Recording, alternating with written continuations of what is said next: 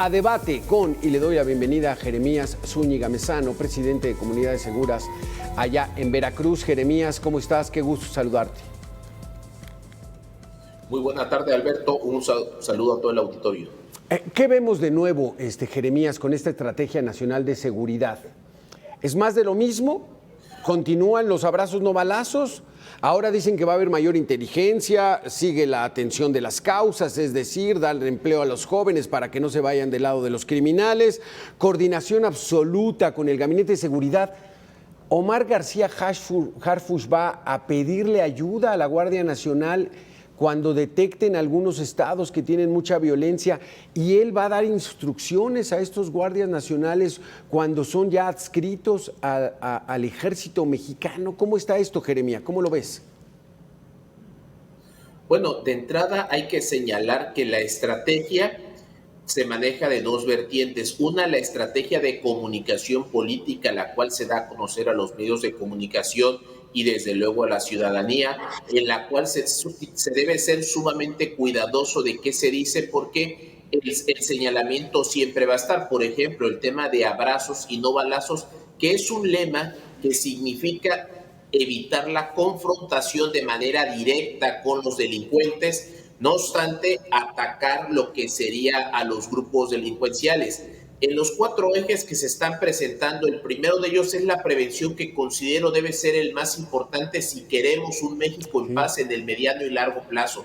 Trabajar desde las escuelas, desde el hogar, para evitar que más jóvenes participen en actividades delincuenciales, porque algo que debemos de tener presente es que todos, absolutamente todos los integrantes de la delincuencia salen de nuestras familias, salen de las familias mexicanas, por lo tanto hay que atender esa causa. La mayoría tiene problemas emocionales o económicos, por lo tanto se tiene que atender este primer punto, el tema de la prevención. El segundo elemento, la Guardia Nacional. Aquí vamos a detenernos, vamos a detenernos en este tema, Jeremías. La prevención, así como lo estás manejando, que evitemos que nuestros jóvenes ingresen a las fuerzas de los malos, ¿no?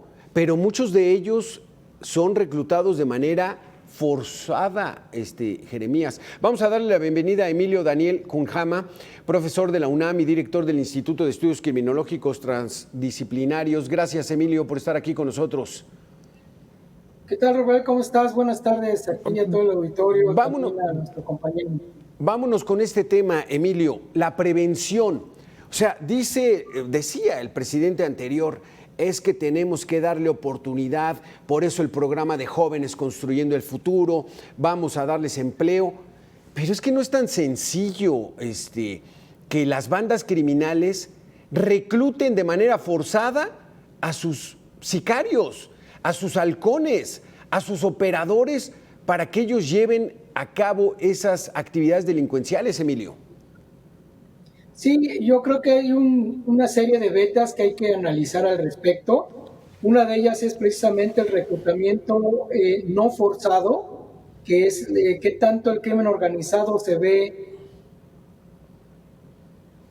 los jóvenes se vinculen a estas organizaciones criminales, pero lo que es más alarmante es precisamente el reclutamiento forzado. Lo estamos viendo en el estado de Chiapas. Hay incluso desplazamiento de familias de sus comunidades porque temen de que el crimen organizado llegue así de una manera literal, privan de la libertad a los jóvenes, se los llevan, los meten a un sistema, digamos, un proceso de inoculación de la violencia para que después se conviertan en sicarios. Son, digamos, los casos más complicados que tenemos en nuestro país.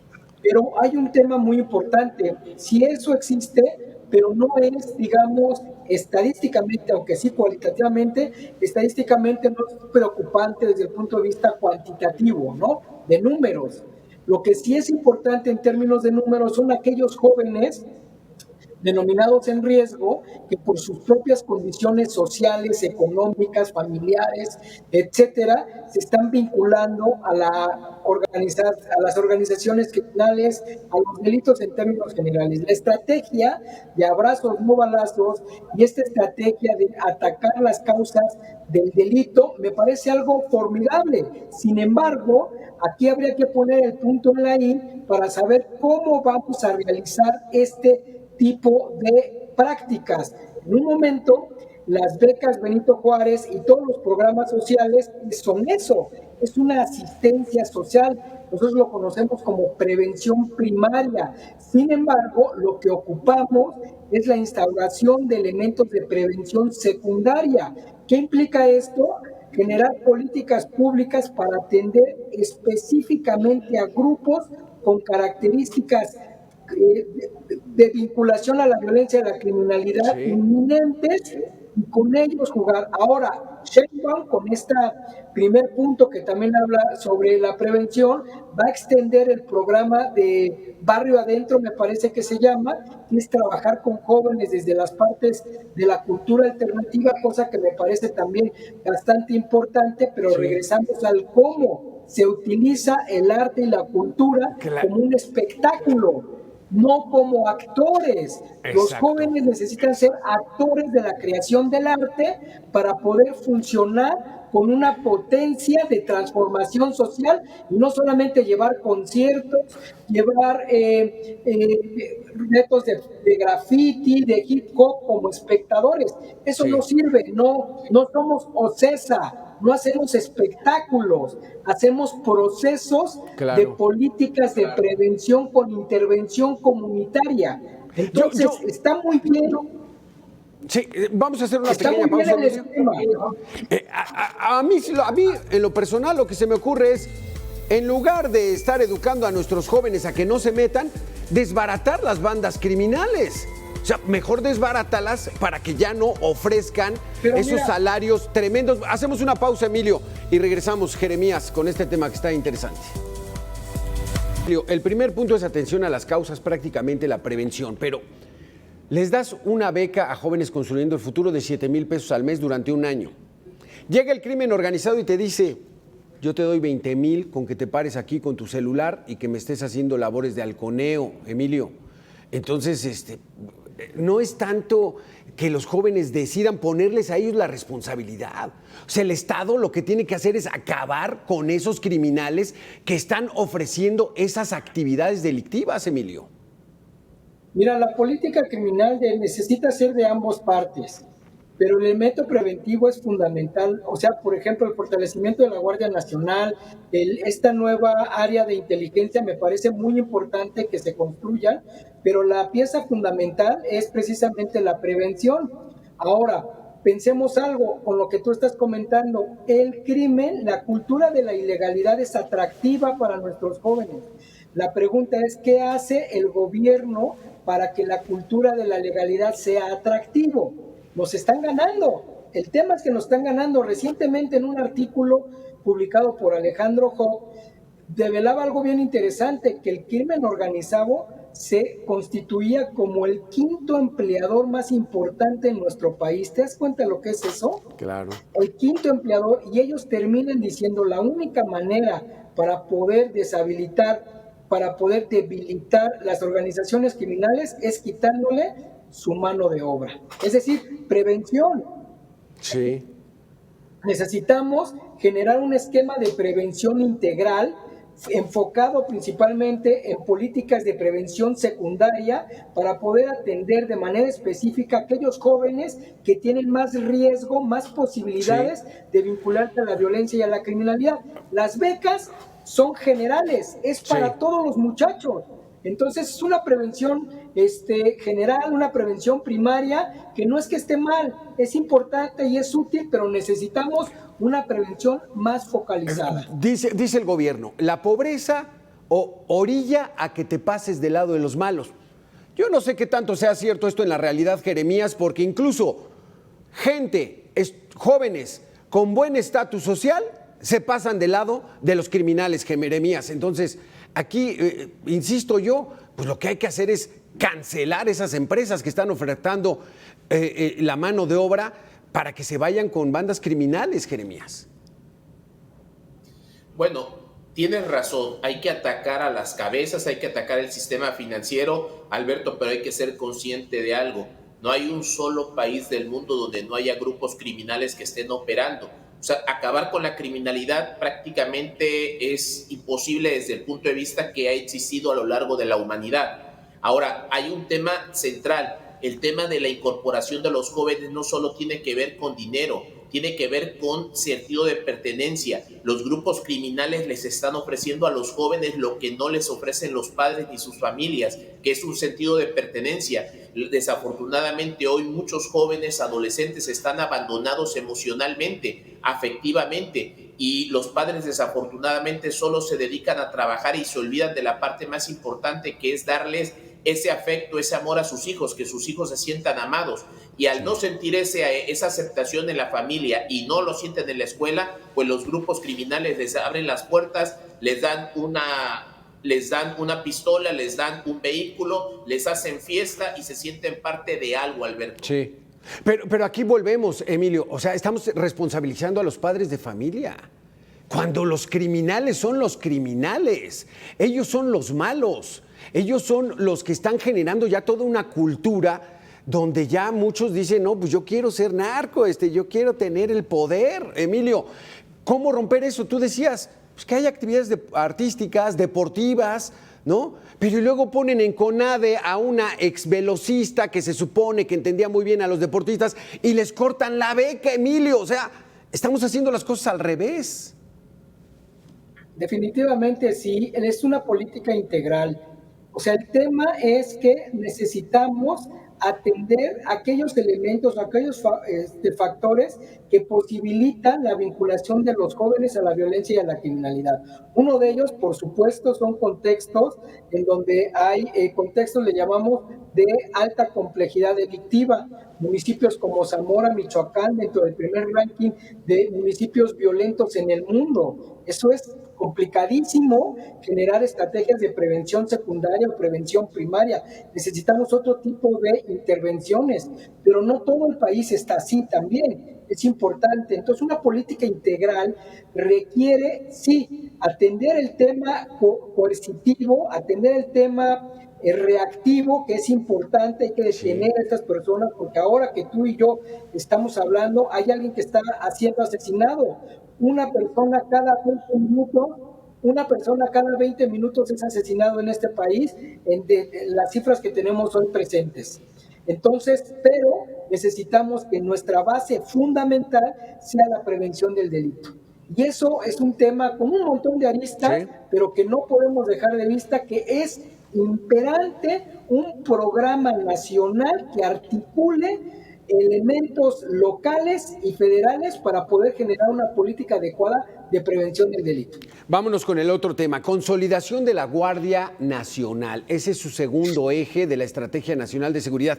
¿Qué significa esto de la consolidación de la Guardia Nacional? Es decir, su narrativa es: denle tiempo a la Guardia Nacional, es que lo único que saben hacer es recorridos para inhibir a los delincuentes, nada más los ven pasar y ya empiezan a delinquir.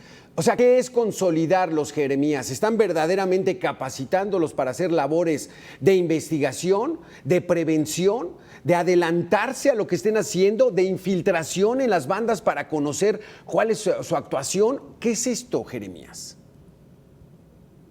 Bueno, la consolidación es la parte también jurídica que no se le ha dado a la Guardia Nacional para actuar. Lo hemos visto con las Fuerzas Armadas. En un momento dado se actúa y cuando hay un exceso del uso de la fuerza que debe ser admisible y debemos estar conscientes, porque los delincuentes no los van a recibir a los elementos de la Guardia Nacional con flores ni con mariachis. Por lo tanto, el uso de la fuerza de la Guardia Nacional debe de ser respaldado por parte de un marco jurídico, que no veamos en los juzgados a los elementos de la Guardia Nacional y a los de la Marina y a los del Ejército y los delincuentes en la calle. Entonces, esa conciliación se tiene que dar en el marco normativo. Ahora, lo que vemos, los elementos del Ejército, de la Marina y la Guardia Nacional están preparados para enfrentar a los delincuentes. Es más, puedo asegurar que no hay otra policía en el país que tenga la preparación, el adiestramiento y el equipamiento para enfrentar el poder armamentístico que tiene la criminalidad, y solo ellos lo tienen.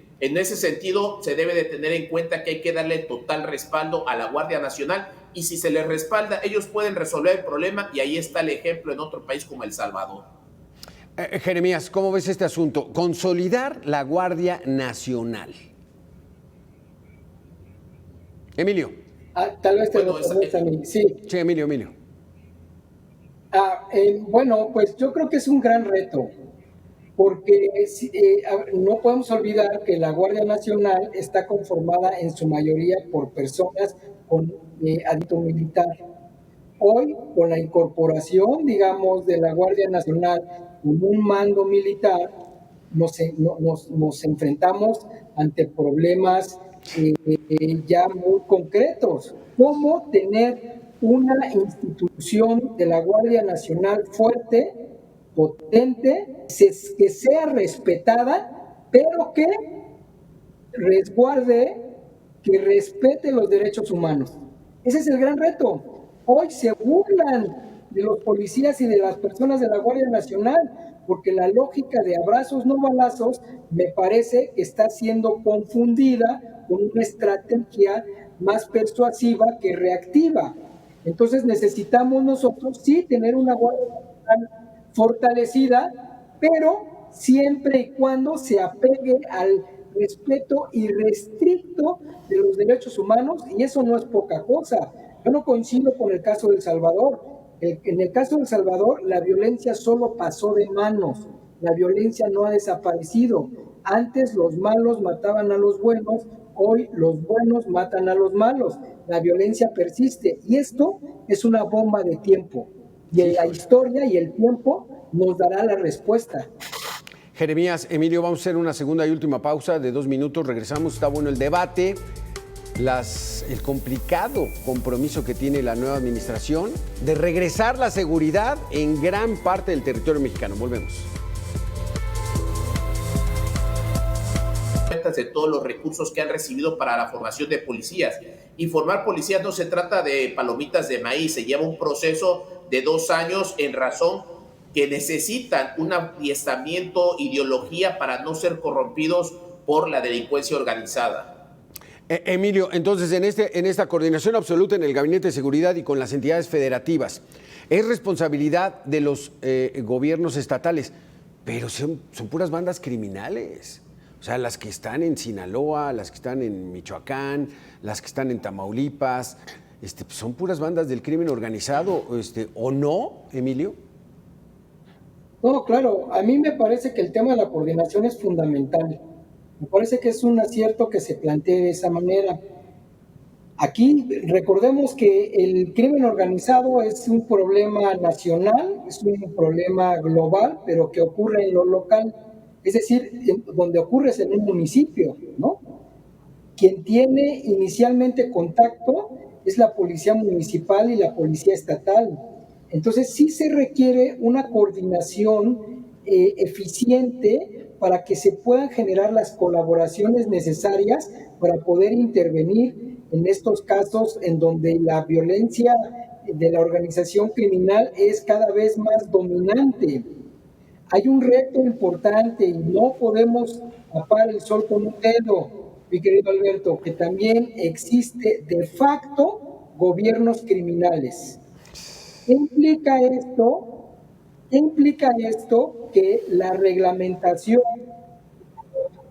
la forma en la que se convive y se administra un territorio está dominado por el crimen organizado. Cobran renta, cobran piso, ponen reglas, ponen presidentes municipales, y el que no, pues se ve lamentablemente en problemas serios. Tenemos un caso reciente en Chilpancingo, que no sabemos bien qué ha ocurrido, pero que no es algo normal, sino que pertenece a temas de crimen organizado. Porque, Jeremías, en ese caso que saca Emilio, ¿no?, del alcalde de Chilpancingo, 6 días llevaba en el cargo, lo decapitan, dejan su cabeza en el toldo de una camioneta. O sea, eso es un mensaje ¿contra quién? contra el Estado, contra el gobierno, de decirle aquí mando yo, o de qué se trata esto, porque pues bueno, una cosa es asesinarlo, ¿no? Lo matan, eso ya es grave de por sí, es un magnicidio. Pero, ¿y el mandar ese mensaje tan brutal y atroz, Jeremías? Bueno, recordemos que todos los grupos criminales actúan con el soporte del miedo, del terror. Ellos tienen que imponer el tema de las extorsiones, el tema de la amenaza a través de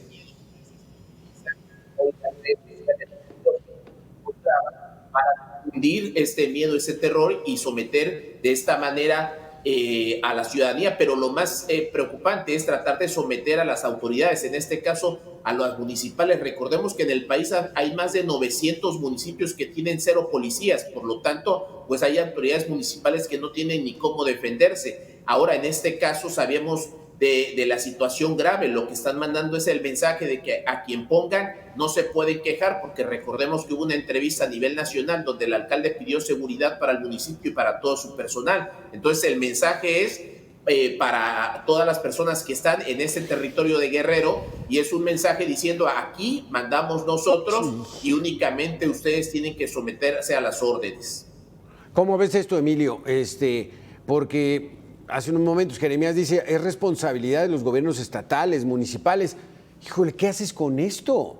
Entonces ahora resulta que el alcalde Arcos fue a una reunión, quién sabe con quién, solo, sin guardias de seguridad, y después desaparece y después encontramos ya en la cabeza. ¿Qué es esto, Emilio?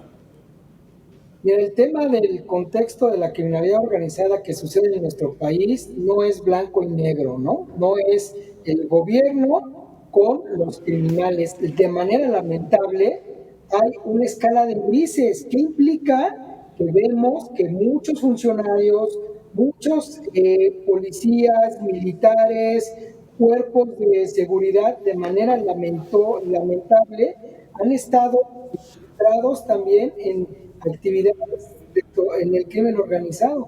Entonces es una gama importante que no podemos dejar de vista. Y aquí el reto es cómo purificamos. Ándale. Ya decía el compañero, ¿cómo vamos a purificar a las policías municipales, estatales, al ejército, a la Guardia Nacional? ¿Cómo las blindamos ante la coerción y la persuasión que tiene el crimen organizado para poder coludirlos?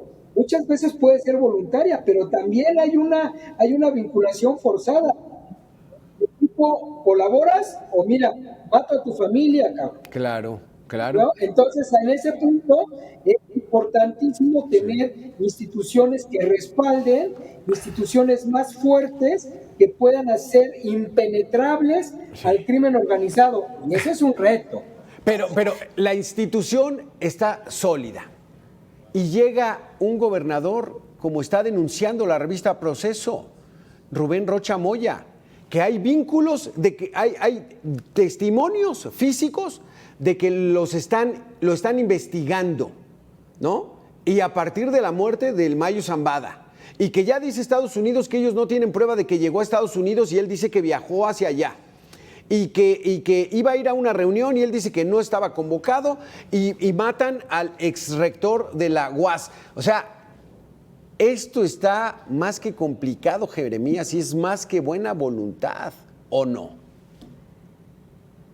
Bueno, lo que sucede es que aproximadamente del año 2000 a la fecha, muchos políticos, por la ambición de querer ocupar un cargo público, se fueron acercando a los grupos delincuenciales para obtener financiamiento, y en municipios o estados donde no están tan cercanos al centro, pues esto les permitió tener poderío y caen en la tentación de ofrecerles dinero, de ofrecer intimidación, de ofrecer protección, pero tarde que temprano tienen que pagar las consecuencias, y lo hemos visto con muchos exgobernadores, expresidentes municipales, y como bien lo comentaba Emilio, en otros casos no están vinculados, pero están amenazados, y al no tener protección, al no tener policías, pues lo que les preocupa son sus familias. Sí. Eso es lo que debemos de tener claro. Por eso hace rato mencionaba que la estrategia es de esta que se conoce como abrazos o no balazos, un lema de estrategia de marketing político, pero por detrás está la autoridad actuando con el poder necesario. Sin embargo, tiene que cuidar el tema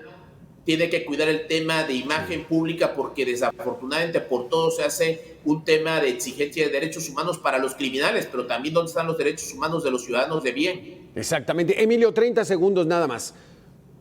¿Funcionará? No, pues, ¿Le damos el tema beneficio de la duda? Adelante. No, claro, todos esperemos que funcione por el bien del país, ¿no?